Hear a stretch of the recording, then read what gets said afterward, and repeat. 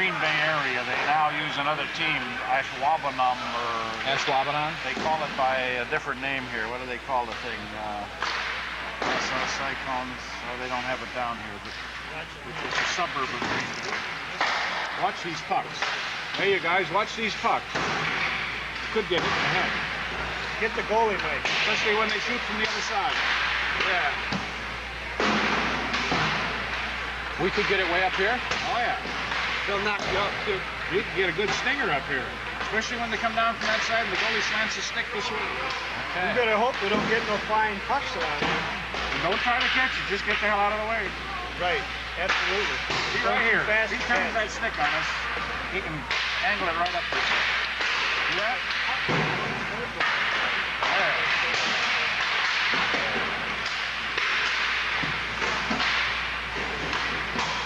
Oh, one got through him. Not bad out of about 25 shots, huh? Starting lineup, Eddie. You get their starting lineup? No.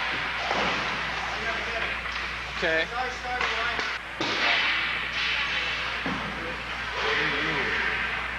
O-R-I-N-E. Defense on that first unit is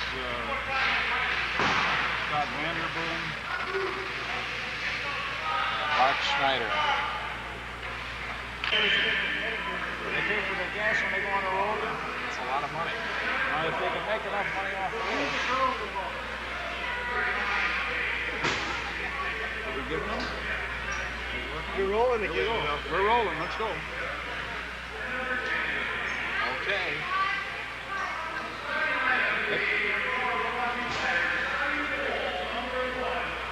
Ladies and gentlemen, good afternoon from State Fair Park in West Dallas. Action in the BSHL, the Badger State Hockey League. Here's your mic. Today's game features the Mosinee Papermakers Let me turn it around for you. against the Milwaukee Flyers. I'm John O'Leary, and alongside a gentleman who's been involved with hockey in the state of Wisconsin for, about 40 years or so, Mr. Ed Hoffman. How you doing? We should have a good game here today. Flyers have played some good hockey, have lost a few. One of the problems with amateur hockey as this is when you'll pause here for a minute, they're playing the national anthem.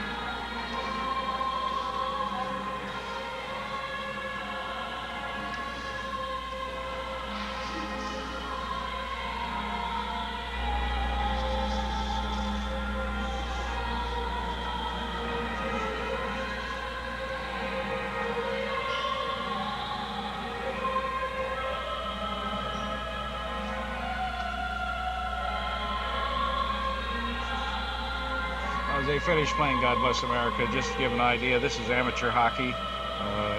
In the Milwaukee area here, the Milwaukee Flyers each contribute $225 for ice time. They buy their own equipment except for their jerseys, which is supplied by the team. None of them get paid. Many of them pay their own expenses on the road when they go out to stay. They do sell and print a program to try to defer some of their expenses, and then if they can, whatever they have left they use to buy equipment and ice time, or pay the difference in the ice time.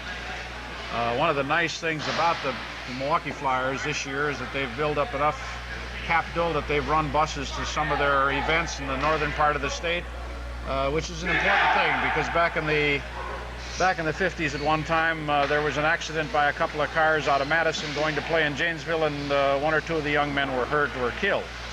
And so it's nice after they've worked their butts off in a hockey game, rather than sit and drive home, to be able to rest on a bus. Yeah. Well, I guess we're about ready to go here. We get the Mosinee starters? Yeah, why don't we set the starting lineups real fast for the Papermakers from Mosinee. It's going to be Jeff Kuklinski, Ron Pekka, and Denny Drake on the line. Defenseman Brent Howland, Matt Sinkhofer, and in goal, Jeff Mihalski.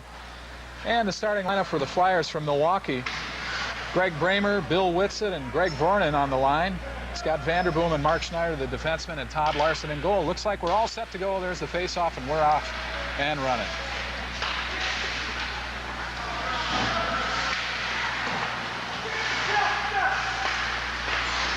Mosinee trying to center the puck for a good shot at the goal.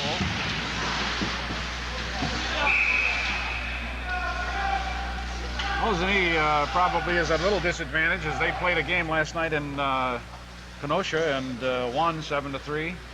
Milwaukee had the night off, so that they should be a little fresher.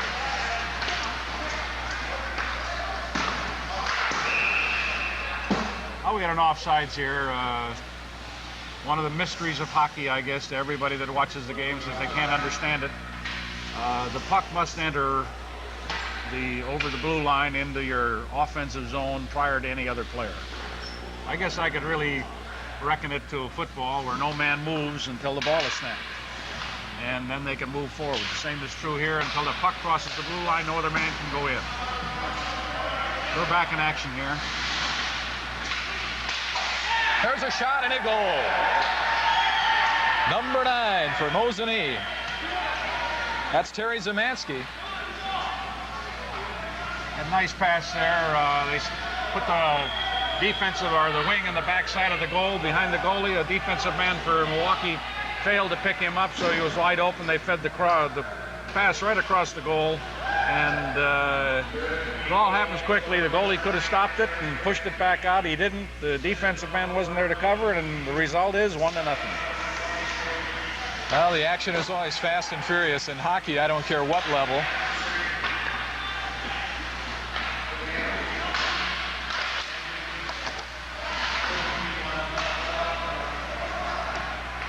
Also want to take an opportunity to pass along our officials. If you have that information there, Ed. Officials for today's game is John Yadro, who is the referee. They have he's from Fox River Valley. They have Roger Bailing and Terry Heidemann working the lines.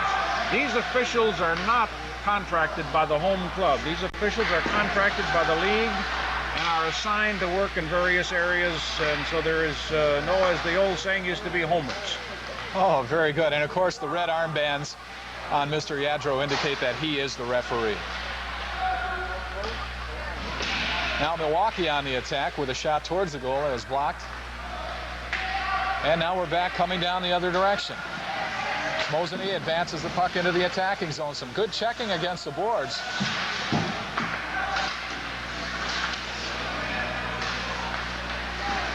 As you mentioned earlier, Ed, when these young guys got an investment in it monetarily and effort-wise, you can see it come out here on the ice. They want to really perform when given the opportunity.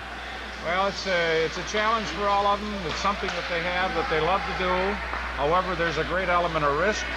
All of these players are working men that have to go to work tomorrow morning. Many of them are young people that are supporting young families.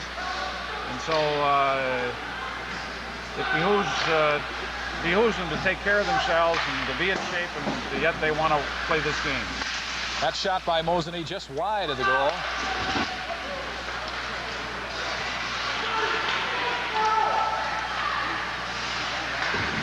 Oh, slammed against the boards there. Bad pass out, he didn't look. You know, I can remember back as a youngster growing up following a gentleman by the name of Keith Magnuson with the Chicago Blackhawks, and a very famous picture of him that was run on Sports Illustrated. He didn't have any teeth in his smile, and I can certainly see why. On the lineup out in here right now, we have, of the 5 players on the ice from Milwaukee, in the line, there are 3 young men that started out playing in the Shaw Hockey League down at Waukesha in the youth group, and have trained themselves well enough to get into a state league here.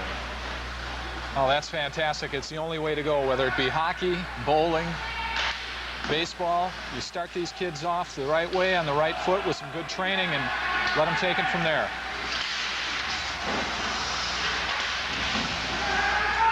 Well, it seems to me that the early action here in the first period shows that Mosinee to be the aggressor.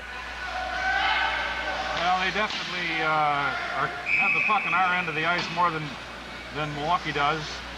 However, in defense of a team like Milwaukee, this is their 3rd year in the state league. We've been absent for a state league team for 10 or 15 years. These players practice once a week and play once or twice a week. In comparison to a team like Mosinee, who's had a hockey team since back in the 1940s, and this game is being played in honor of Florian Kuklinski, who was one of the founders, along with Herb Kell, back in the 40s. some of these players have played together for 5, 6, 7, 8, 9, 10 years, so it does make a difference.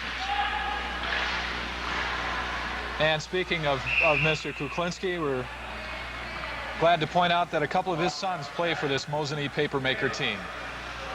Yes, and one of his sons played at for the University of Madison. In fact, two of them did. One of them played varsity, and the other played junior varsity. So it's a hockey family.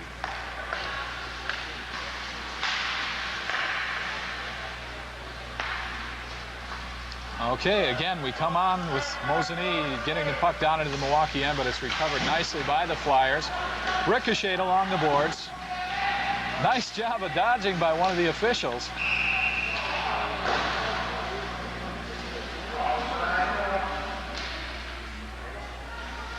Trying to get some numbers down here for you. We have the first line back on the ice again. Boy, the substitutions are fast and furious in hockey competition.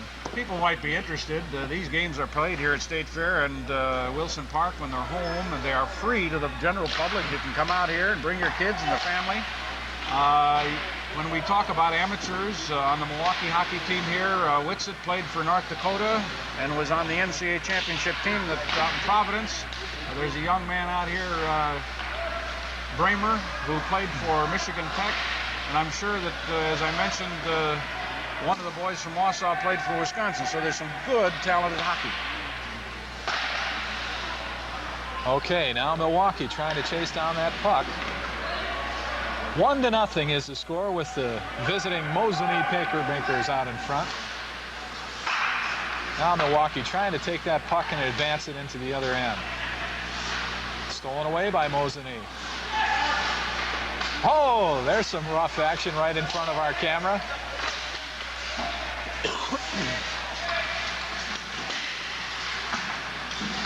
Mosinee, as you can see here, is just jamming up with the puck side. There's three guys over the puck side again. Take the man, then get the puck. Keep it in Milwaukee's zone. Here we go with a breakaway. We did it. All right.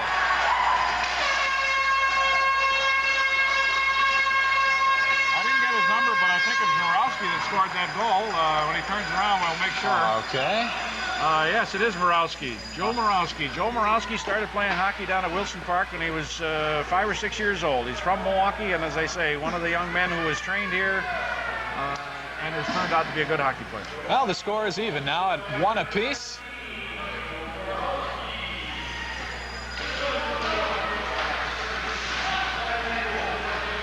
That sure happened quickly too, Ed. He just took a breakaway, went right in, and scored the goal. Well, hockey, things happen quick in hockey. The other night I was watching the Madison game on television from North Dakota, or from Madison playing North Dakota, and went in to put my pajamas on because it was getting so darn late. And by the time I got out, 1 minute and 39 seconds had gone by, and North Dakota had scored 3 goals. Oh my gosh. Well, maybe the fans looking in would be interested to know a little bit about your experience. If I'm not mistaken, Ed, you played for this very same Milwaukee ball club at one time in your career. Well, at one time I played for him, and for about 15 years while I coached there we got another score. No sooner said than done, ladies and gentlemen. About, maybe 20 seconds rolled off the clock that time, and the fans here, the rather partisan crowd, enjoys the 2-1 Milwaukee lead. I don't see our number 19. I believe it's Greg Roy who just scored that goal. We don't have a number on for that player. Yes, I played in the league back in the middle 40s. The league has basically been made up of a Green Bay area team, Wausau, the Milwaukee area, the Madison area. There have been cities in the team like Eagle River, or cities in the league like Eagle River, Rhinelander, Wausau, Madison, Janesville, Beloit, Stevens Point, Mayville, Beaver Dam, West Bend, Oshkosh, Appleton, Green Bay, De Pere, Kenosha. And it seems as though Milwaukee just scored another goal. Well, Ed, there you can see signs of the fact that Mosinee had to play a game last night and Milwaukee had the extra rest. Well, they're just having trouble getting together all of a sudden. And Milwaukee is skating. They're forecheck. First man gets around the first man. Another man goes in immediately, and they're freezing that puck in there, and they're skating harder. And therefore, they're getting goals. Now, that's 3 of the quickest goals I've seen. Stopped by Todd Betcher.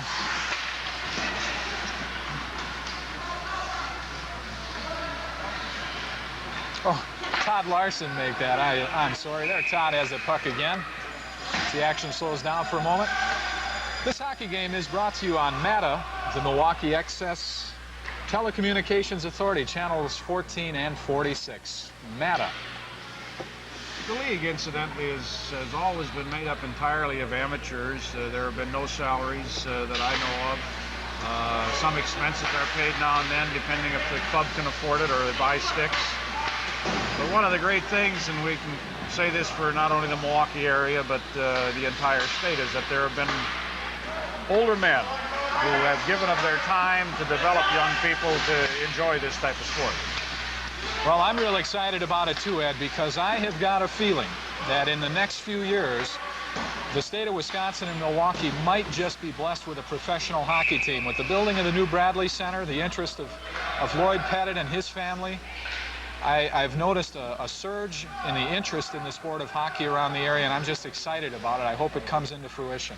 Could very well be, and if you were at a place, as I was last night at Dane County in Madison, why we had 86,000, a sellout crowd, and people were asking to buy tickets as you went in. Sure. Well, that's what it takes in this area, the Great Lakes and Midwest, up north. I've heard stories that back around Thanksgiving time, youngsters used to start skating along the rivers and skate right on into middle of March. Well, we used to have what we used to call rubber ice. About Thanksgiving, we'd get a piece of ice, and if you stood too long, you'd break through. But as long as you skated, it was like a piece of rubber, and you'd go up and down on it. If something happened to the sun, or the angle of the sun, or the water in the rivers and the ponds, and it's lucky if the kids can break in their skates at Christmas time. However, we do have 3 rinks in Milwaukee now. I think it's an important thing to mention that you can go down and skate with your whole family on a Sunday afternoon at Wilson Park. There's several clubs, like the University School has a family skating club that you can join and enjoy skating on Saturdays and Sundays and evenings. State Fair Park here has open skating. So there are places where you can go and skate out of the wind and in the warmth of a building. We're doing a lot of chatter here while they're playing. We could give you what a pass is and to who, but it moves so quickly that we just thought you'd like a little background on some of the things here in the Milwaukee area. Well, we have about 10 minutes and 57 seconds remaining in the first period of action here from State Fair Park. Milwaukee on top over the Mosinee Papermakers by a score of 3-1 right now. Mosinee drew first blood. Milwaukee came roaring back with 3 goals in the span of roughly about a minute or so. We'll stop in the action briefly. Well, Milwaukee again is still applying the pressure. You can see their defensive men are flowing back and forth, whichever the puck side, wherever side it's on, while the defense moves over. As I said before, the first man's on the puck, the second man goes to the center of the boards, and the third man's in front of the net or 6 feet out from it to get the shot. And as soon as they turn to offense. And on defense, they're there so that the player has to either skate behind the net or to find a seam to get out. And they're not finding the seam right now. There's a shot on goal that's rejected. Oh, we might have an injury there, Ed. That had a little tingle to it. There's a young man down on the ice. I can't see his number from our vantage point, but we certainly hope he'll be okay. It's a dangerous thing. Many defensive men do it. As you can see, the man lined up to take a slap shot, and he threw his whole body at it to stop it. Hockey players have pads on their thighs, on their shins, and on their shoulders, and shoulder pads. There is no protection really around the tummy area, or around the chest area, or around the center of your back. So when you throw yourself down in front of the puck, you could get hurt. Okay, and we now see that that is player for Mosinee, number 3.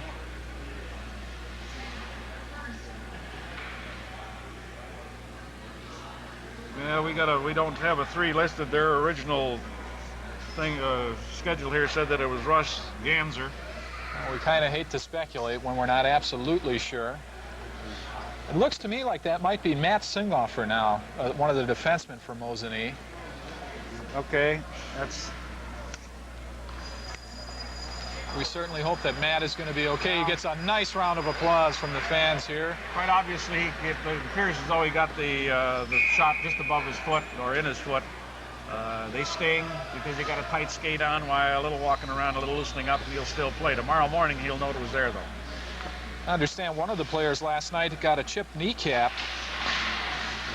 Won't be with us. That's Don Gruber. Certainly want to wish Don a speedy recovery. Well, unfortunate for Mosinee. I understand that he was one of their top scorers, and last night scored three or four of the 7 goals, so they will miss him, I'm sure. Well, now Mosinee finally gets the action into the other end. But Milwaukee seems a little bit more awake at this stage of the contest. Oh, a fierce checking on the boards. Whistle stops the action. Denny Drake from Mosinee decided that he had to get off the ice and he better stop the play, so he checked one of the players into the boards and froze the puck with his skate. You know, when I think of that name Mosinee, it certainly is apropos that they chose the name Papermakers, because as a youngster growing up in the state of Wisconsin, my mom was a native of Wausau. We used to drive by the Mosinee area. We'd be going up to visit. There's a rather, what I find to be an appealing aroma up in the Mosinee area from the paper mills. Well, you get the sulfur smell. What it is, you know when you're there. There's a good break by Milwaukee. Pass over to the wing. Whits it. He got a goal. No, he missed it. No, he took it off his stick. Boy, that was close. I thought that baby was in the net.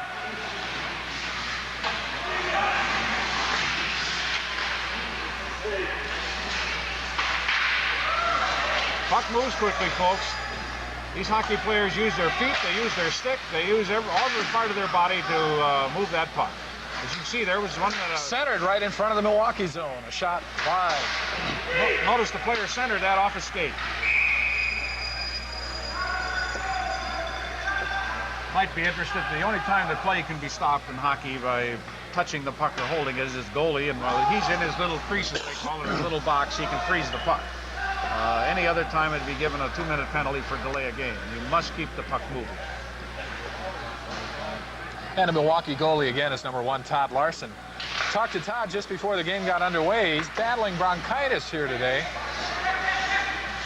but he's mustered up enough energy to start this game.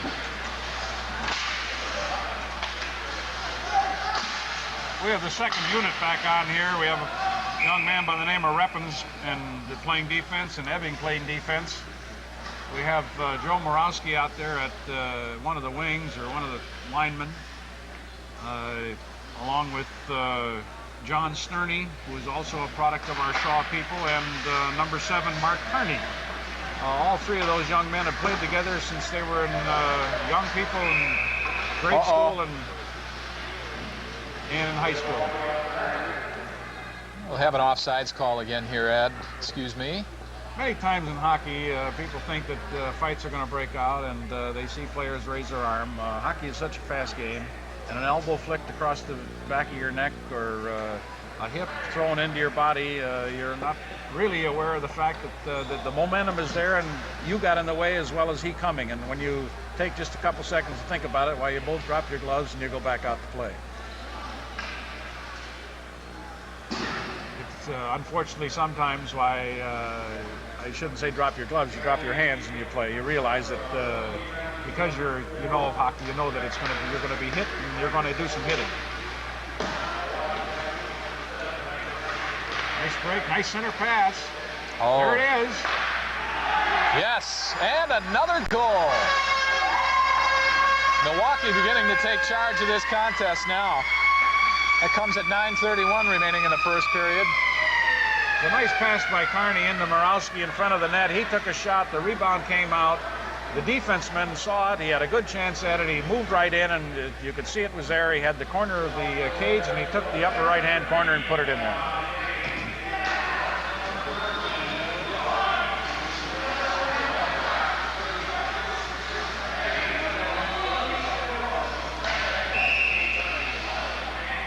We had an offsides again here. Many coaches feel that when you're breaking down the ice and you're carrying the puck, why every other player should be aware of the fact and not get offsides. The man with the puck is the man that has to be looking for the check. He has to be moving the puck, and so therefore the player without the puck should have enough that he doesn't get offsides. We got Ebbing passing to the center, Morawski, and there he goes through. He passes to his wing. Dump back in, Morawski. He didn't make it around him.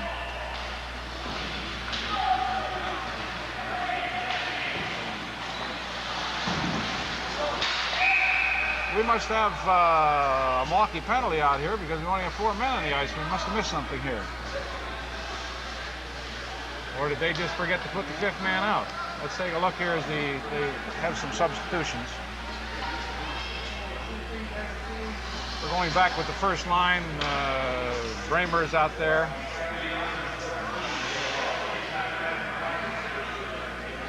At the center spot. Yes, we are down a man out here right now.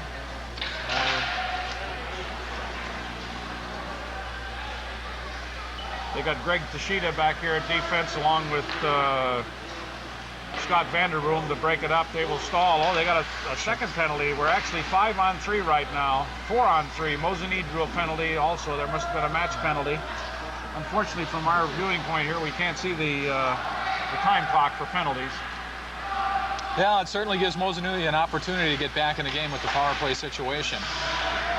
As you mentioned, though, Ed, it looks like Milwaukee will be content to just try to sit back, keep the puck out of their zone. They'll play position. They'll try to force Mosinee into making a mistake. One man will be on the puck. And they'll just try to put it back off sides whenever they can to stop playing, get another fresh skater. So Bramer goes out the ice and Whitsitt comes back on. Unfortunately, the time is right on the wall behind there. You can't see it. It's behind the beam. Uh-huh. We'll have to send down one of the technicians here to hold a mirror up for us so we can see that penalty time. Mosinee fires it all the way down in. There's your first fur checker coming in. He didn't make him. Second went in on him. They tried to clear it to the other end. You saw the defensemen clear it. Nice pass, missed the corner. Oh, nice stop there.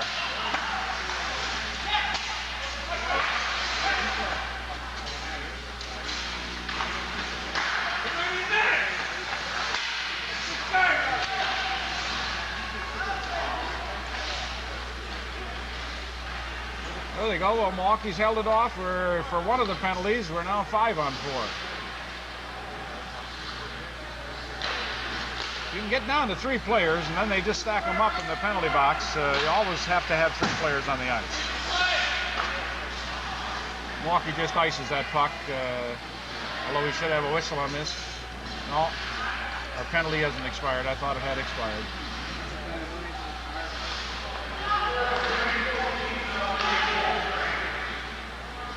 Now we're back at full strength. Hey, almost stuffed it in around the corner there. Looked like it could have been another scoring opportunity indeed.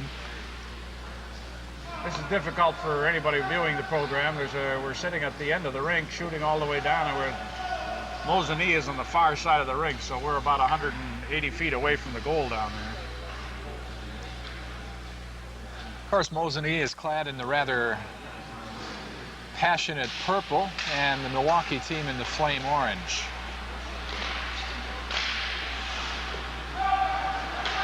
And now Mosinee attacking, coming out to the Milwaukee zone. Looking to center, right in front of the goal, and it's stopped. Well, number 2 from Mosinee had an ID, and he made a pass out to many people, but what he really aimed for, and you heard it hit, he hit the goalie's stick, hoping that it would rebound right into the corner of the goal there. And yet, if it went through, he had a player out there that could have taken a shot.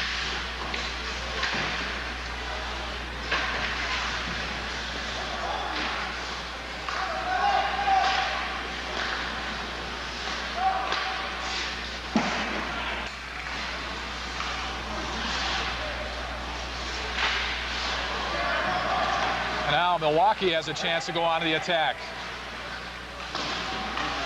Well, he missed a shot. Gary Zanoni was the break on that. He, again, is one of the products of the Shaw Hockey League down at Wilson Park.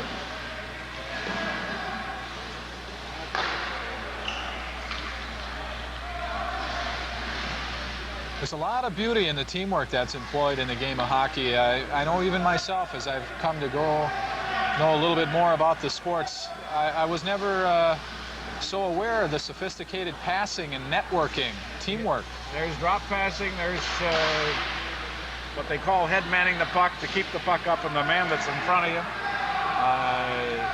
There's everything in this game that there is in football or basketball. You'll actually physically skate in front of somebody, and you have to watch it because you might get called for interference if you try to hold him, but you skate in front of him to block him out so your player can get through. Nice play by Edwin that time. Oh, nice stop there by Todd. And Mr. Schneider says Chris Beta said, let's get it out of here and put it down in their zone and make them come again. We'll get organized.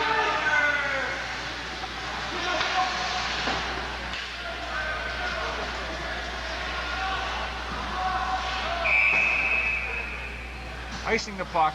They shot the puck from behind the red line in their defensive zone all the way down the ice, which is an offside. I guess it was an offsides pass. Icing. They'll face it off in the center there.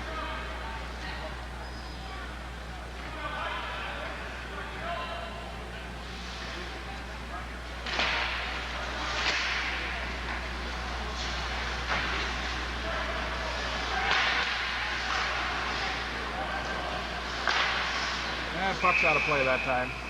You'll notice, and it's really very complimentary, I feel, to many of the teams from northern part of the state. They have their hockey clubs, and as I say, some of them have been in continuous operation longer than Milwaukee. But you'll notice that they have full uniforms that they're supplied in comparison to Milwaukee, where you'll see different colored pants out here because these boys are buying their own equipment. But the town's behind them. Years back, we would play outside at Madison at Vilas Park, and there would be upward to 800, 900, 1,000 people at 10 above zero standing around the rink. As we're getting down to 3 minutes left in the first period. We just got a cross check. And I think that one of the Mosinee Papermakers is going to go off. He's going to call it elbowing. Could have called it either. Mike Carney got set on his back on that one.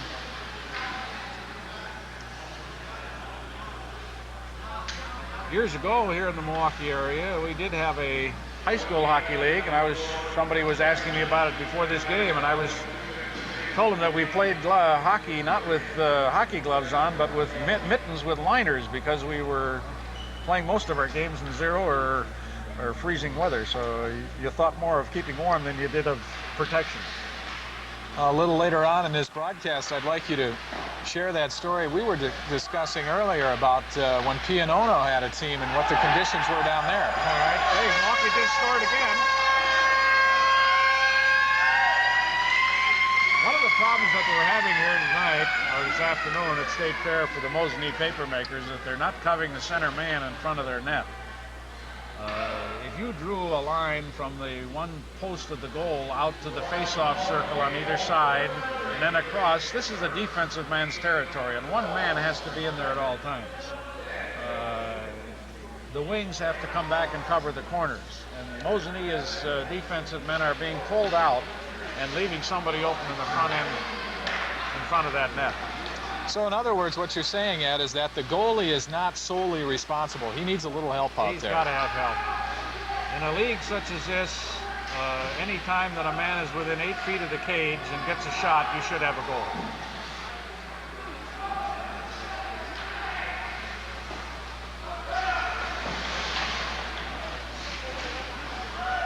we will practice, these players will practice at times, and we will hang cans, and I don't mean 5-gallon cans. I mean hanging in a little pea can that's 2 inches wide, and we'll hang them off the goal and go to just hit the can. That's picking spots, learning to pick a corner where you want to hit it. And we'll actually put toys, so to speak, in the goal to give you a practice to try to get used to hitting that precision.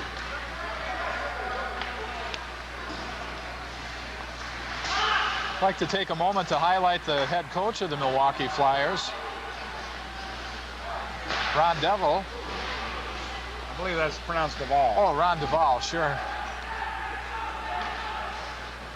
Former star with the Milwaukee Admirals, if I'm not mistaken, in their championship year back in '77, '78 in the old IHL.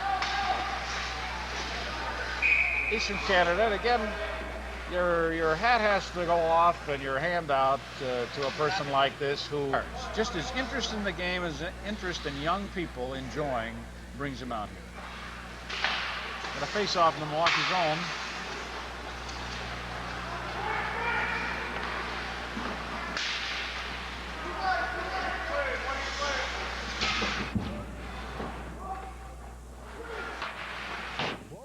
That one almost came up here into our broadcast booth, Ed. Well, the angle off the stick, as I say, can raise that puck.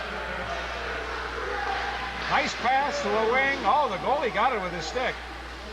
Nice job there. I don't think Mosinee can afford to dig too much deeper of a hole here. Already trailing by a score of 5-1 as time winds down to about 39 seconds remaining in this first period. And there's another Milwaukee goal. Well, as I told you, anytime you put a man within 6 feet, 8 feet of that cage, in this league, in this kind of hockey, you're probably going to see a goal. Well, the Flyers have exploded for 6 goals here in this first period of action after falling behind 1-0. They're so hot that the ice is beginning to melt. Jerry Ryan just scored that goal.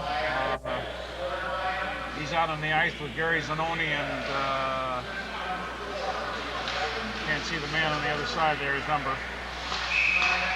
Mike Nauer is playing the other wing right now.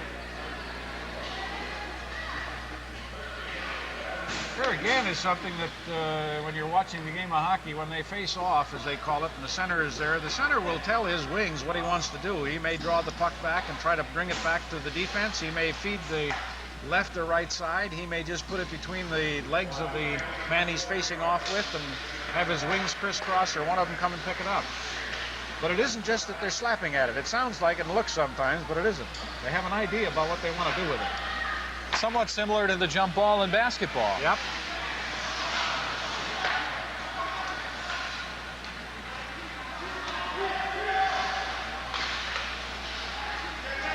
Yeah, a couple of skaters tangled there for a moment, but there's no penalty called.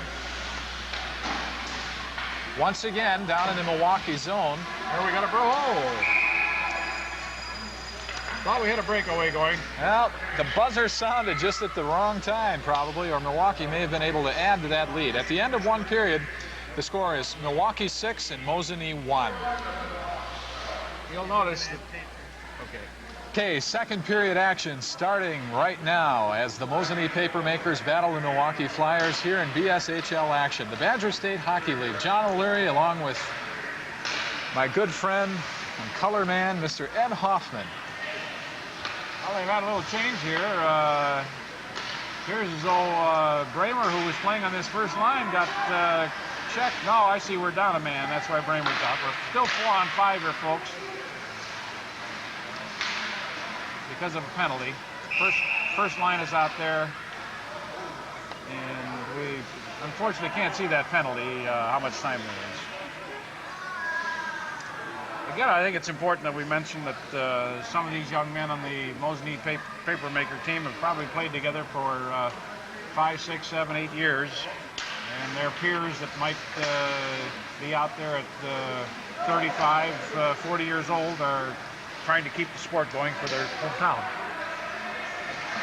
Again, we wanted to reiterate as well, Ed, that this telecast is being dedicated to the memory of Mr. Florian Kuklinski, one of the founders, really, of hockey up in the Mosinee area. And 2 of his sons are playing on this Mosinee Papermaker team. Right now, if you take a look in the lavender, number 4, That's one of his boys, Jeff Kuklinski. Well, I just realized, or found out today, I knew the name and I knew I played against him, but back in 1946, Florian was 19 years old and I was 18, and we played against one another outdoors in the cold winter weather up in Mosinee. Another goal there for Mosinee as they try to set the tempo of what they want to do in this second period. Entering behind 5 goals with a score of 6-1. That goal now makes the score 6-2. Another thing might interest you, and we used to go to Mosinee to play. The whole town was behind it. We dressed at the high school, the public high school, and showered. And normally when any team traveled from that far, they came down to see us. Our wives and girlfriends would make a plate of potatoes and some meat. And before you went, after the game, before you went home, while you'd get fed, because you played on Sunday afternoon and a lot of restaurants closed at 2:30 or 3 o'clock in the afternoon. Well, I definitely think I'm going to have to start looking around town to get myself one of those young ladies to start making some meat and potatoes for me.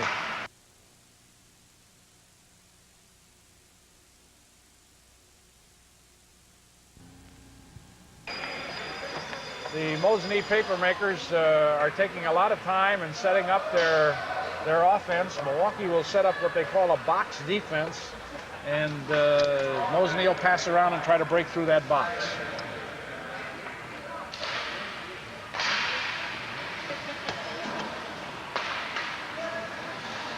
Well, you can see Mosinee is trying to put the emphasis on their offense in this period, having scored a goal but also given up a goal.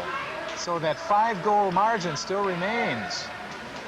That's the margin, of course, that Milwaukee led at the end of period number 1. And now it looks like Milwaukee, a shot on goal and just wide. They could have increased that lead.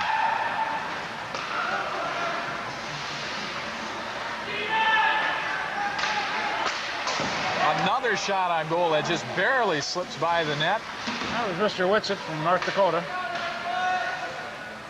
Well, how difficult do you think it is, Ed, for a guy like Bill Whitsitt, who's been, played on a very high level, a collegiate champion, to fit in with this group? Is there any difficulty there? Well, it's the love of sport. I'm sure that if he was like myself, you always enjoyed working with younger people, helping them improve their game. And if you've been on a championship team, you quite obviously know enjoy the sport and know what the taste of victory and the excellence in the sport performance is. And I think that's what Bill has. He enjoys it, and yet he has to go to work tomorrow morning, and therefore he can't make it his profession.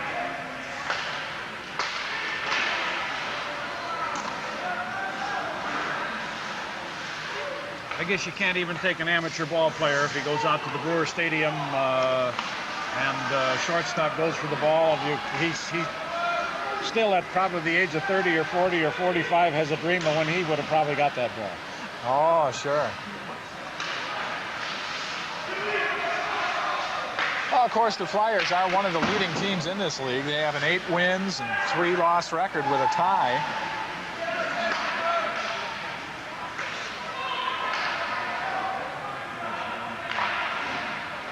You see that Whitsitt is tired. He's just skating around out there in the back part of his defensive zone. He's not being a lot of help out there right now. But here comes the Flyers again on the attack. Nice skating job around. Ooh, the shot just wide.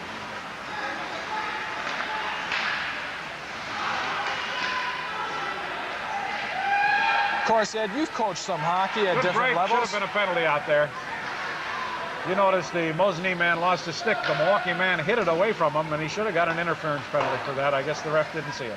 I think some of the folks looking in at home may not be aware that as wide as that net is, that some of the skaters are actually trained to hit a particular area of that net, maybe as small as, say, a tennis ball. Something like that is used for the fundamentals in practice. As I pointed out before, we would dangle cans down and try to hit the can, various heights and various areas of the net.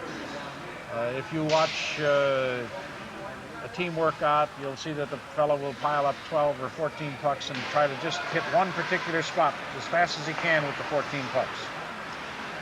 And many of these players out here, I would say, I would almost bet that they'd hit the tin can or the size of a number 2 pecan if they had time to set it up. Oh, a Milwaukee man hit his own man there. I think it's...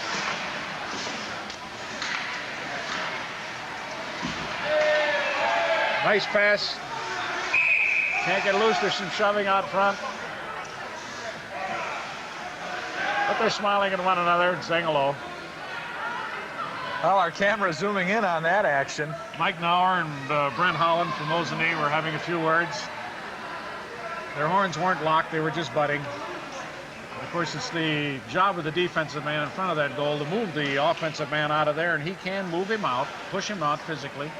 Not with his hands, but with his shoulder and with his body. And of course, it's the job of the offensive man to maintain his position. His territory, you might say. Sure, his little domain there. You know, as I look at these players, I can see the sweat is just dripping off of some of these hockey combatants. And I've often heard that swimming is supposed to be one of the best forms of exercise, but as you mentioned earlier about losing your legs and your strength and the muscle tone, especially after skating last night, this has got to be one of the most demanding as far as a physical exertion sports in America today. Well, you're expected to come off the bench, and as I said before, you skate, generally a person is on the ice for no longer than 2 minutes. And so you must begin immediately to run full blast or skate full blast, and your body's moving. And so you do, your body begins and is accustomed to perspiration. I feel that from my time that I've played hockey and have continued to play, why I will begin to perspire much quicker than most people because of the fact that my body is accustomed. Oh, nice pass there. Nauer missed it. Morawski had put it right across the mouth of the cage for him. But it is a tough sport, and if you someday want to try it, just go out and start and stop. Skate 20 yards, stop. Skate 20 yards and stop for 2 minutes and find out how quickly you tire. Another shot on goal, blocked nicely by Mihalski from Mosinee. But Milwaukee is just not willing to stop their pursuit of that goal. Milwaukee spreads out nice now, opens it up, so they got some room.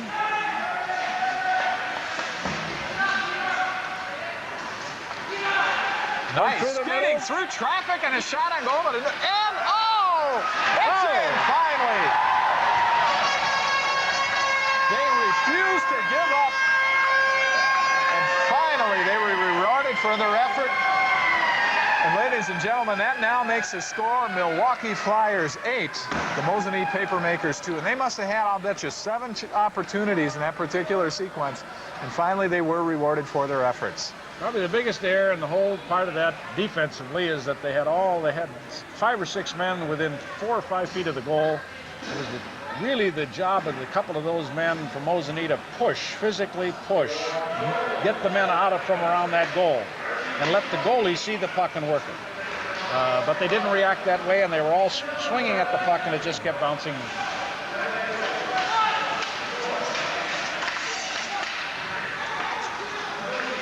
And once again, Milwaukee is right back on the attack. They're just relentless in their pursuit of this game. It's quite obvious. Mosinee is getting tired. We're down to 4 minutes in this period, so they've now skated 11 minutes here, and they need a rest. Third period will be even more grueling. They're probably skating now, instead of 2-minute shifts, they're probably skating 1.5 1-minute shifts.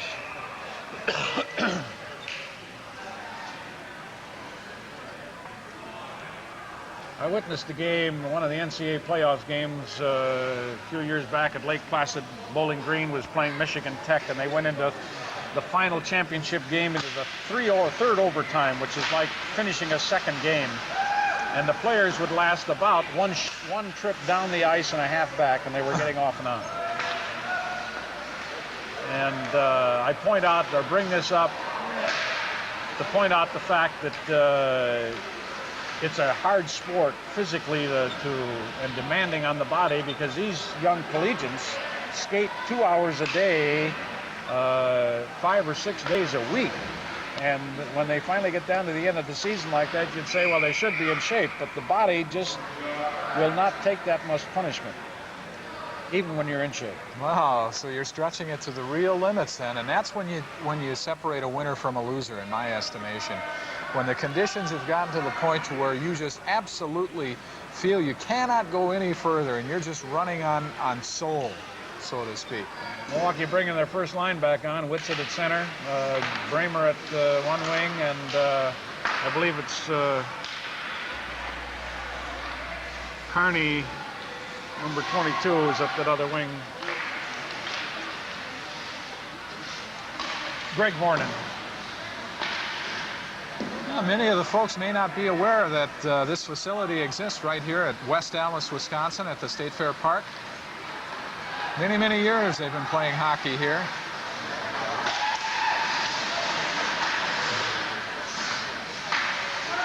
Nice pass.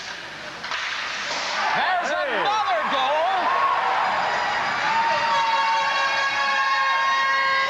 It's a nice play on that goal. You'll notice that Snyder was out there on defense. The puck went back to him. He passed it into Whitsitt, who just fed it over to Greg Bramer, and Greg Bramer fired for the corner. You'll also notice and could see on the television that he didn't pick the puck up at all. Many, many goals are scored on the ice because as the goalie tried to react, expecting to have an 85-mile-an-hour shot coming at him, he put his leg out, picked his stick up, and then when his motion was doing this, why the puck went underneath and into the corner. Slid right underneath it, sure enough. Well, Milwaukee is now starting to make this broadcaster feel that we might see double-digit scoring as they add their 9th goal of this contest. 9-2 now, the Flyers out in front of the Papermakers. Well, it's a shame. They're getting tired. They just iced the puck just to take a rest. They might do a little bit of this. It's a delay of game. It gives them a minute to get their breathing back and take a little bit of a break. This is their first line on the ice with Drake in the center and Jeff Klozinski at one wing, and Ron Pechka at the other wing. Oh, that name Pekka has a familiar ring to it also. I'm sure some of his kin from years ago were involved in the different cities in the area that we had touched on earlier.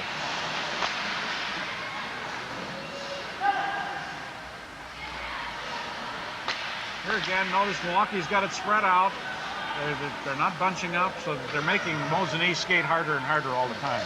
Well, what kind of advice could we give to our youngsters out there, Ed, as far as, you know, you see a guy like the great Gretzky, for example, who's broken all the scoring records, and he's just a prolific scorer, but certainly I can see that there's much more to this game than just scoring. What can we tell the young folks out there? Well, 80% of the game is skating. And surprising, at least it surprised me at a clinic that I went to at one time for Division I hockey in college. The coach from Providence and all of the coaches there agreed that in a 2-hour practice session, 80% of the time is spent in skating skills. Skating skills, not in passing or in any checking or any of that, to learn how to maneuver your body on the skates. And once you've developed that, then the rest of it comes along. So develop the skating skills, learn to play position. And of course, I guess one of the big things that's hard to do, and that's learn to work hard. Okay, well, thank you very much, Ed.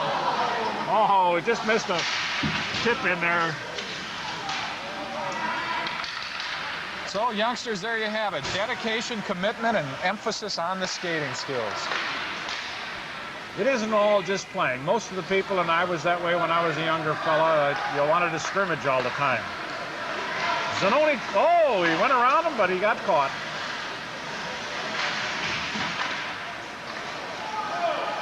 Headman that puck. Nice head manning, number 2. Nice save by the goalie down on that end. Puck was carried in and held up against the boards by a Flyer. I guess it was Gary Zanoni. Well, we talked about Gary a moment ago, number 6 for the Flyers, and it's kind of funny. I wish that maybe his name had an M and a B in it. Of course, then it would match up with the Zamboni machine that they used to prepare the ice in between periods. He probably would like to have that name also. Who was it? Was it last year or the year before in the World Series of Baseball? One of the star St. Louis Cardinal outfielders was run over by a machine similar to Zamboni that they were trying to clear the artificial turf with. So they've gotten much acclaim. Good play by the goalie. Two Milwaukee players tangled again, Ed. There you can see Whitsitt was trying to get out of the way. He jumped in the air, and of course, like any sport, they say in basketball, when you go up and you jump out of the air, your body's not in your control, and therefore you got to keep your skates on the ice. There, the puck deviates off the skate of one of the Milwaukee players off onto the left side.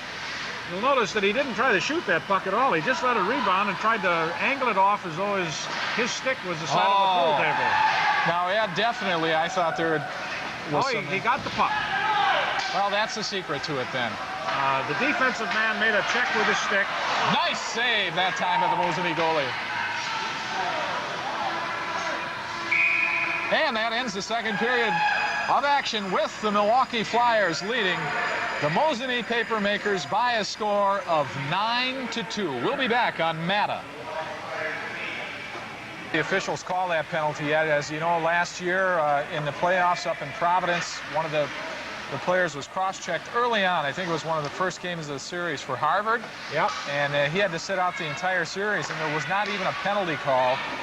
He had gotten a cross-check right across the throat. You could really do some severe damage in that fashion. Well, that's one of the hard parts. You'll notice, and you hear a lot of booming and banging out here in hockey, but I point out to the crowd that the boards will give anywhere from 2 to 3 inches, so it's a little bit like a hard mattress. You're not just running into a cement wall.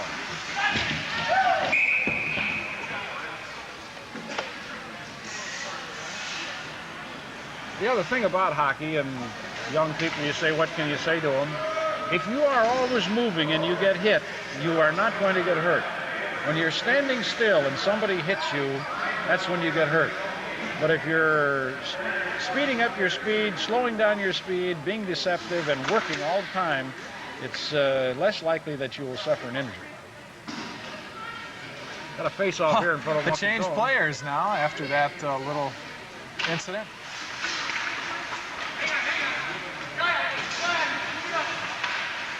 Well, you can see the officials take their business seriously as well. They really do a nice job of keeping the hockey game under control. Ah, nice save by the goalie on that one. Again, he stacked his pads. He had his stick up there, and he put it back out in front. Milwaukee down to up to one player, so Mosinee's got only 4. Well, let me ask you this question, Ed. How come sometimes the goalie will be out maybe 6 to 10 feet out in front of the net, and then there's other times when he's right smack dab in front of it? He does what they call cut the angle. What we do with youth hockey is we take a clothesline and we tie it to each corner of the post, and we stretch it out to a point on a triangle, and then we have the goalie come out to that triangle so that no way could you score a goal if you were out that far. And they know how to fill the cage with their body by moving themselves in or out. Here's a good skater now. It's number 8 for Milwaukee, Greg Bramer. He scored a goal earlier. Greg played for Michigan Tech for 4 years. He's aging a bit now, as we would say. He's in his 30s, but he still loves the sport. And as you mentioned before, how does a fella feel when he's played on a national championship? Greg didn't play on a national championship, but he played good Division I hockey in college. He works for an airline here in town as a representative or a manager, I guess. But he goes to work every day, but he still loves the sport. Well, there's nothing like it. It reminds me of the story like Babe Ruth, for example, who couldn't believe that they were going to pay him cash dollars to play baseball. And that certainly applies here today. One of the things you notice, number 4 did not pass that puck over. You never pass the puck in front of your goalie unless you are 100% sure that there's nobody that can intercept it. A lesson learned, ladies and gentlemen.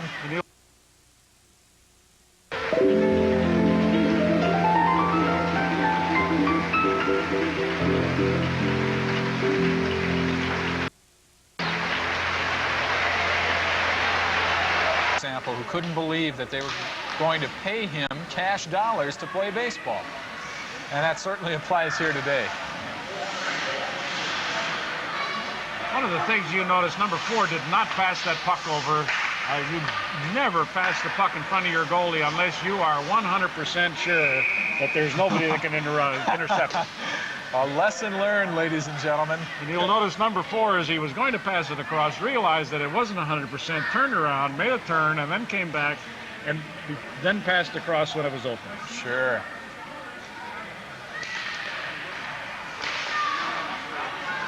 Well, you can see the Mosinee Papermakers are a little bit tired today, and as Ed mentioned a few moments ago, I, for one, would not like to get into some sweaty, perspiry uniform from the night before, so. A lot of intangibles weighing into the outcome of this game today. 9-3 is the score, and time is winding by. This certainly can affect the strategy that will be applied by Milwaukee. For all practical purposes, they do not have to score anymore. Hey! Well, no sooner said than done. Maybe come from behind, and he had more momentum than the Milwaukee man had standing still, and therefore he just bowled his way out there, and the puck went in.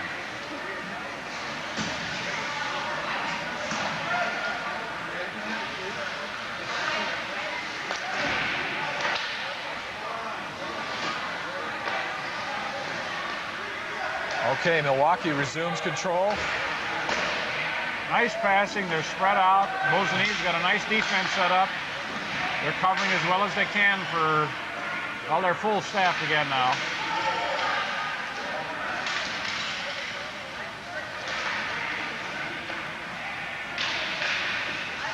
A lot of action down on the far end of the hockey ice.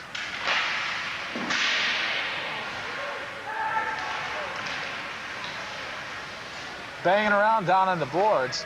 Looks like Mosinee has come out with it. A nice pass off to one of the centers. Oh, quite a check against the boards there. Caught just enough of his stick, though. He couldn't make the pass to the center of the ice. Your point is well taken about those boards giving. If those were solid, wow, would we have some bruises and bumps. You'll notice here, a good example of hockey here, you don't always pass. You've got to skate sometimes. If you're not covered, you got to move, and you got to keep moving. It's not a sport where you just can stand around and watch. Well, again, I'd like to draw an analogy, if I may. Some of the people looking in at home may be more familiar with the sport of basketball. A lot of times it's like a guard who's dribbling the ball and trying to weave his way through traffic, and that's what I've seen with some of the forwards in this game today. When they have control of that puck and they're able to switch from side to side of that stick and advance it into the opposing team's attacking zone. Yep, you come out to meet your pass, and you follow through and take the other man's position in exchange, just as you do in a basketball game. You'll work all around the entire perimeter and into the center. The center may, if he doesn't have an excellent shot or a good shot, he may drop it back to a defensive man and screen for him. The drop pass is a favorite of mine. It looks neat out there on the ice, you know, to see that puck drop behind and another a teammate of yours coming by to try to get it into the net. Milwaukee's just freezing that puck in there. They're spread out in a turtle circle, back to the deep. Oh, there you got a man skating. Here we come with a break. It's too bad he lost control of the puck right there, because it looked like they had a nice 2-on-2 going.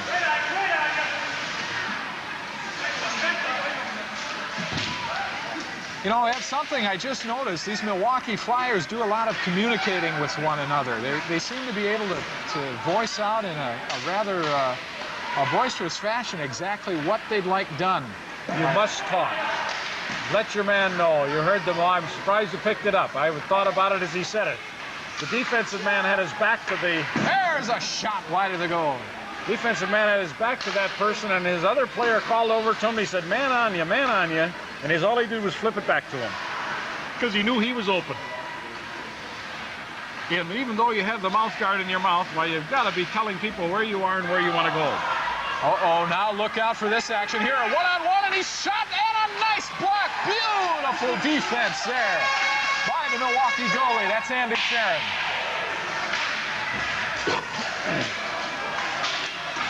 Milwaukee needs a change. They're trying for it. They're not going to get it that way. Some are jumping over the boards. Well, I sure hope that our cameraman, Mike Fazekas, can get a shot of those substitutions, because the way they leap over those boards to join the action is just amazing. Last case on this Milwaukee goalie, they really overpassed. The man had a shot, he should have taken it. He overpassed and missed his man and was being back checked by the Milwaukee man, by the Mosinee man, so he didn't get a chance to get it off. We're broadcasting from our vantage point high atop of the State Fair Park Hockey Coliseum.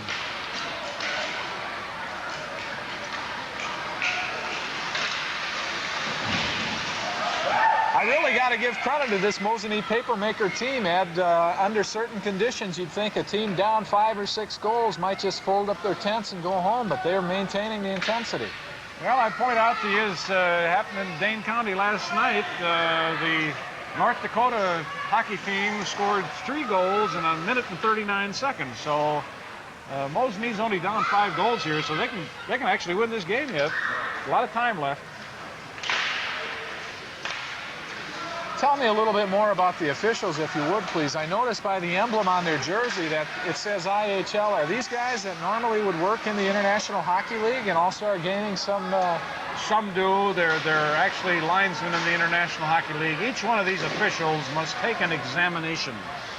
Not only a written examination, but a skating exam, where they have to get out and skate and pass a test. This is done at all levels of hockey.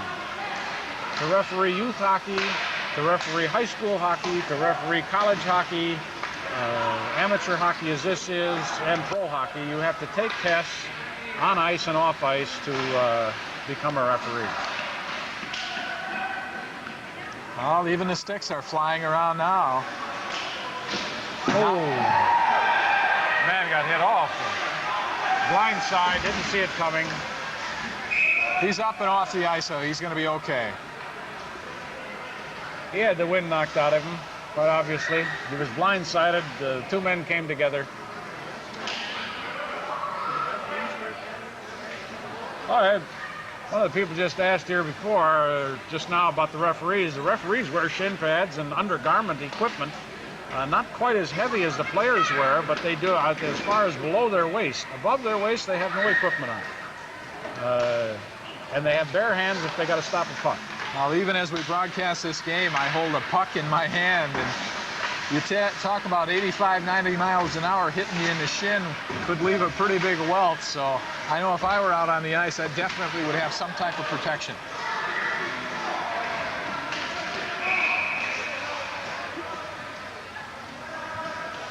Well, back in the years, and when I was a young man, why we used to go to the house to house and try to get a Fortune magazine that we could tape to our shins to play down on the river. And that's when we were young kids in grade school, so that when we got a stick across or a branch across, as we used to scour the woods for something that looked like a hockey stick, why we wouldn't get the blow on our shin. I'll tell you, Ed, I think you're a very blessed man that you've had the opportunity from youngster on to be involved with this great game of hockey. Well, it's been a lot of fun, and unfortunately, we don't have it like we did. The Milwaukee River froze over sometime around Thanksgiving, and we started skating and could go all the way through or to the middle of March. Well, we're down to just under the 10-minute mark, about 9.5 minutes left in this hockey game. Again, the score is Milwaukee 9 and Mosinee 4. Just heard the defenseman call corner. He put it on his stick, and now they got the break going. He gave his man some direction as to where the offense was back-checking on him. Looks like Milwaukee's going to definitely try to get that score up into the double digits here.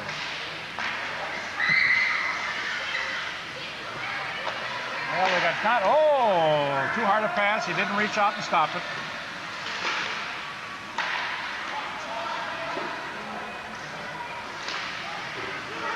Manoni left the pass for Beta, and Beta. There's a long shot at the goal, and it's deflected wide. Another shot deflected high off the glass, and Mosinee. Mosinee's down a man, so they can ice the puck. Somewhere along the line here, we missed a penalty. Again, we do want to apologize. We're way on an adjacent end of this building. When the action comes down on our end, it's much easier than looking, looks to me like about 75 yards down to the other end of the ice. It's a long way. A little collision down there. A man was taken out going in. The wing dropped the pass back to him. I think that's Zanoni on the ice. And the goalie was coming out, and the defensive man used his goalie and just dumped Zanoni over his back.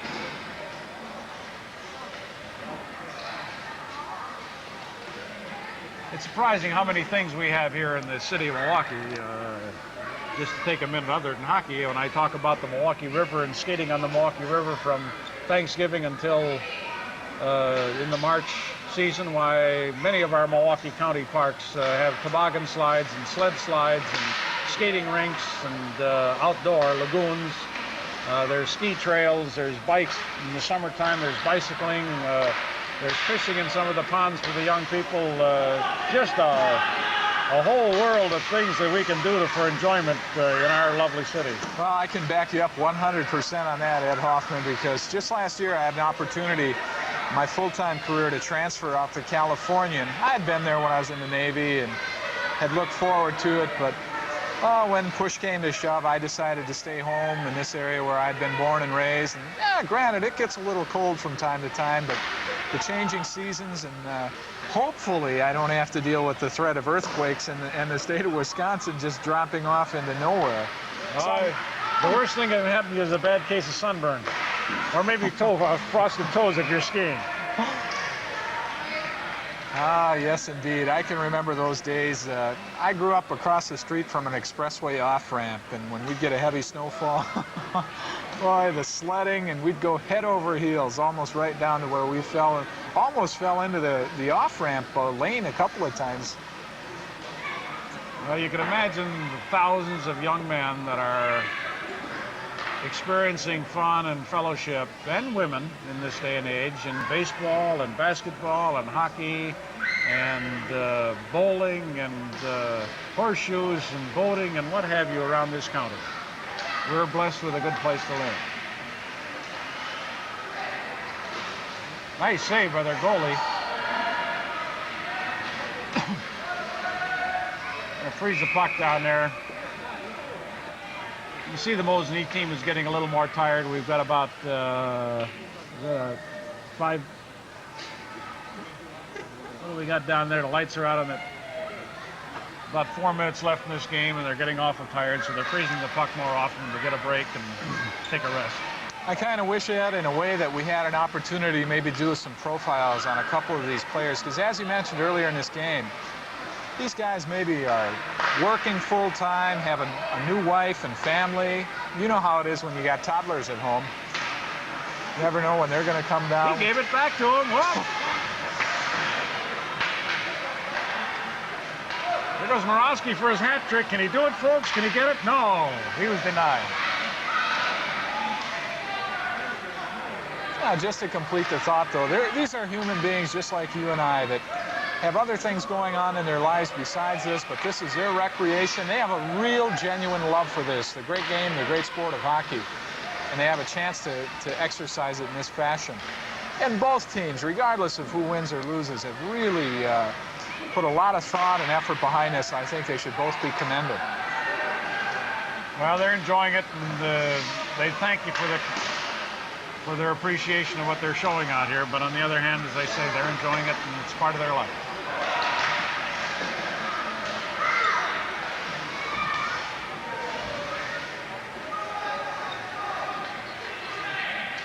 There we go. One of the nice things about amateur, no matter how far you're down, you keep one in the score. Oh, he couldn't get his pass off.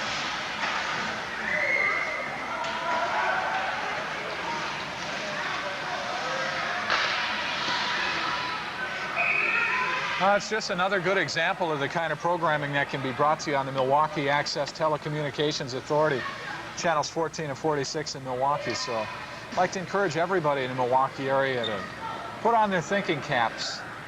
Well, it's a great amateur town, as you just pointed out, a station that'll cover the everyday people. As I pointed out, the numerous things that we have for amateurs and people that are just wanting to enjoy life with themselves and their families. And it's just a great city to live in. We're not just all pro and high price.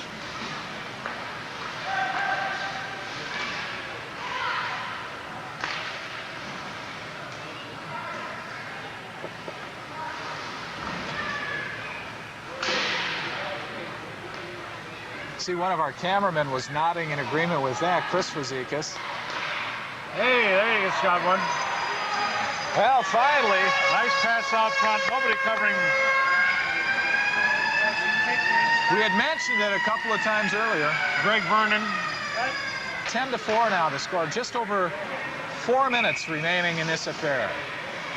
That's something that hasn't happened through the whole hockey game. Just happened. Somebody put his stick up above his shoulders and hit the puck, and therefore causes a face-off, and that face-off will be in your defensive end then. Milwaukee man put his stick up, hit it above his shoulder, so now we're going to face off to the right of our goalie. Well, let me pose a question to you, Ed. In your years of playing hockey, I know you still put on the skates occasionally and get out there and mingle, but what was your main repertoire? Were you a scorer? Were you a guy that was proud of his skating, his defensive abilities? Just exactly what was your cup of tea? Well, I played just about everything. I was a forward, basically, a center, a playmaker. There were times when I was in this league here, and I can remember one of them in Green Bay when I had to get into goal because our goalie had car problems on the way up and never shined up in time for a game. We lost the game, incidentally.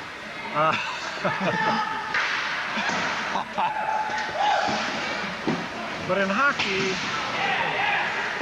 hockey, as other than goal, and even goal, it's a good opportunity for young people to play goalie once or twice just to get the feeling of it and to know what a goalie goes through. When I coach young people, I try to get them to play all positions so that they know what the other man is feeling and what he wants to do. And in fact, last year I tried an experiment with a group of 9, 10, 11-year-olds, and I had one of the players play the goal each game. We were going to go through the entire team. But obviously there were some people that just didn't want to do it. And it's unfortunate.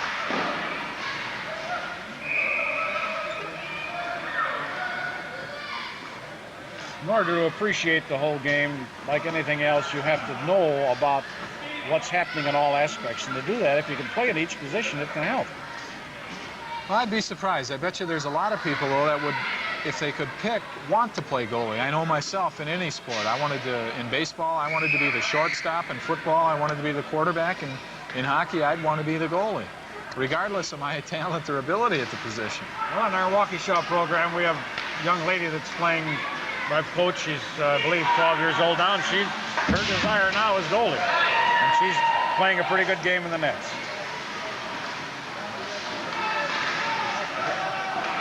Well, we're down to the last 3 minutes. Some of the fellas are going to say goodbye the hard way. It's like hugging. Well, we can look for some more furious action then before we say sayonara this afternoon. They may not see one another till the state tournament and maybe till next year. So they're... Wow, a puck just came dropping in our broadcast booth.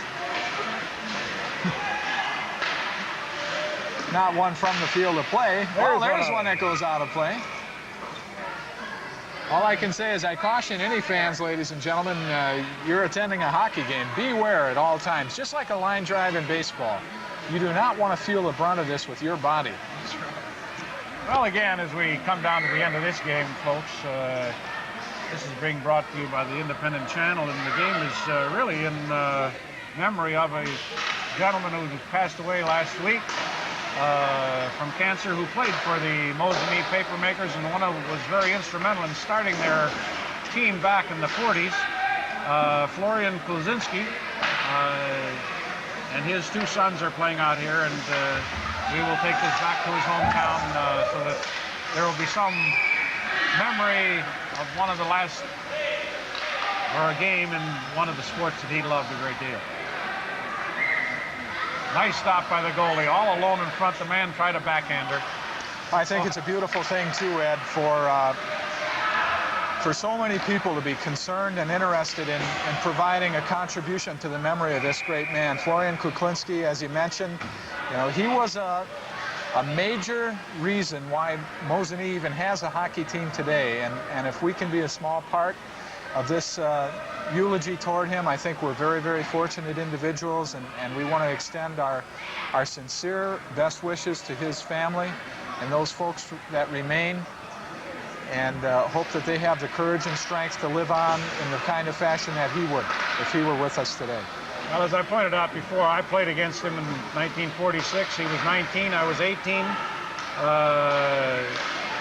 You can see what he's done. He's got 2 young people out here skating.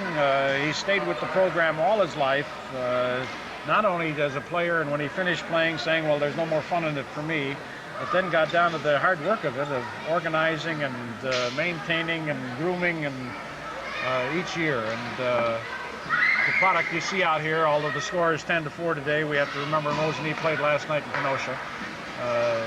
And they were victorious, I might add, last night. And lost their #1 scorer with a broken kneecap. Well, they definitely have nothing to be ashamed about. This could have been a rout, but I think they hung in there nicely. Nice play, nice save by the goalie.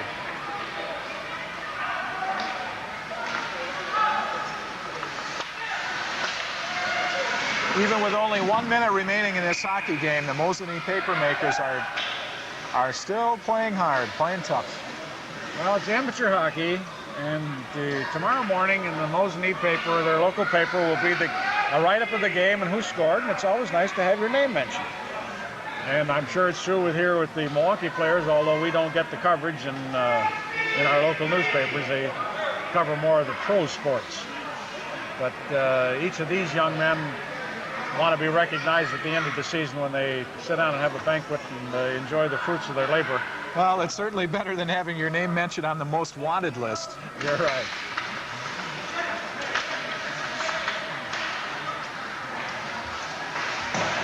Again, we definitely want to take an opportunity to thank the folks that have made this telecast possible. We'll go! Via the Milwaukee Access Telecommunications Authority, channels 14 and 46 in Milwaukee. Our director today was Lori. Producer Chris Fazekas and cameraman Mike Fazekas. Really a nice job.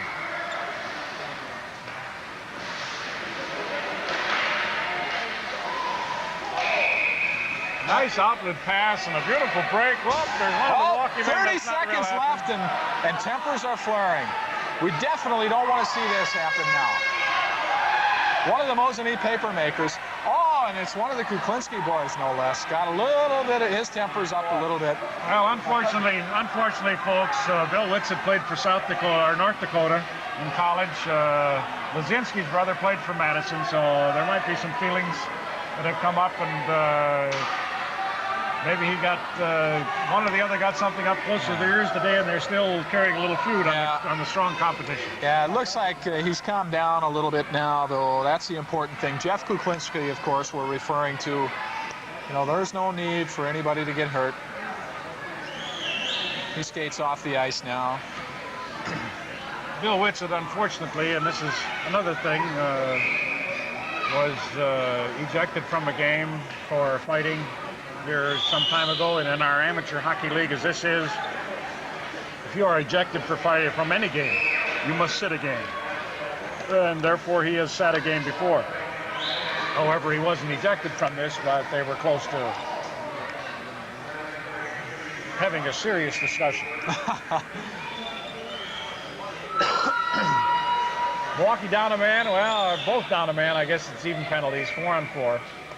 Well, only 33 seconds remain in this hockey game. I think it's safe to say that Milwaukee is going to come away with another victory, currently leading by a score of 10-4. Would be nice if Milwaukee could come back. We haven't had a state championship team here in Milwaukee, I believe, since 1946 or 7. Records, we've had second place teams, and We might even have won the league, but we'd never won the playoffs since 46 or 47. Well, that's about a 40-year drought by my calculation, and maybe that'll come to an end this year. Well, Carl Mehring has that hope that one of the reasons he started the hockey, of course, was so that fellas could enjoy a better grade of hockey, the more efficient hockey players, which he got, and now his desire was turned to producing a team that might win the state championship. Well, that's what it's all about. Winning isn't everything. It's the only thing. You quote a great man I'm sure everyone will recognize. That's Vince Lombardi. It makes fun a lot more fun. Let's get that quote down in writing. Yes, sirree, Ed Hoffman. It makes winning a lot more fun. Well, it makes fun a lot more fun to win. It's always fun to play. You aren't kidding. I'll tell you, I had a rough night at bowling down in league. Even though our team won 2 out of 3 games, I had a terrible night, an off night. And I'm anxious to get out there again. I think that's the secret, even with these hockey players. If you have a rough night or whatever, well, you shake it off. And as the example we've stressed a couple of times with Mosinee, you know, if you have a bad night, well, you might be right back out on the ice the next day. Well, that's the end of the game, ladies and gentlemen. The final score, the Milwaukee Flyers 10, the Mosinee Papermakers 4. Well, now you'll notice one thing. When we get all through with this game, no matter where you play the game of hockey, the teams, whether they were hit hard, raise their fists at one time, get through at the end, and they shake one another's hand, and all realize that it was a game so fast that things can happen and tempers can fly. Well, they're thank you saying very goodbye much. now. As we say goodbye to you then, folks, this is John O'Leary speaking on behalf of my colleague Bill Hoffman. Thank you for tuning in. Also want to thank our director, Lori, producer Chris Fazekas, and cameraman Mike Fazekas. You've been watching hockey from the Badger State Hockey League on the Milwaukee Access Telecommunications Authority, channels 14 and 46 in Milwaukee.